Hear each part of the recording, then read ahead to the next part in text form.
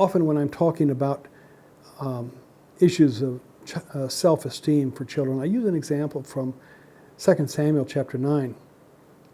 It's the story of David wanting to honor the memory of King Saul and his son and David's friend Jonathan. And so we see the story in 2 Samuel chapter 9 of David asking, is there anybody still left in the house of Saul that I can honor for the sake of my friend Jonathan? And one of his attendants says, well, yeah, there is one grandson of Saul down in Lodabar. His name is Mephibosheth.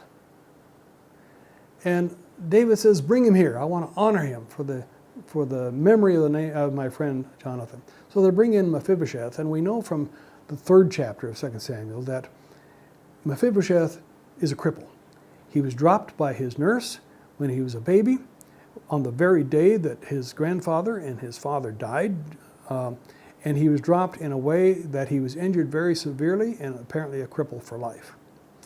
And apparently it impacted very negatively his self-esteem. Because when he comes into the palace, he's shaking with fear. We know that because David says to him, Mephibosheth, don't be afraid. He calls him by name. That's one of the ways that we protect and restore the dignity of people, by knowing their name and calling them by name. Mephibosheth. And he says, don't be afraid. I'm going to restore to you all the land from your grandfather Saul. And Mephibosheth says, why would you do this for a dead dog like me? So what does he think about himself? He looks in a mirror, all he sees is a dead dog. He's like probably a lot of cripples around the world. They've been cast aside. Children who've been abused. They think they're nothing but a dead dog. But David not only respected but restored Mephibosheth's dignity by saying, you're going to eat at my table for the rest of your life. I'm restoring these lands to you. It's a example from Scripture of preserving and protecting the dignity of a child. You know, we don't give a person dignity. They have it. God gives it to them. Everyone is made in the image of God, precious in His sight.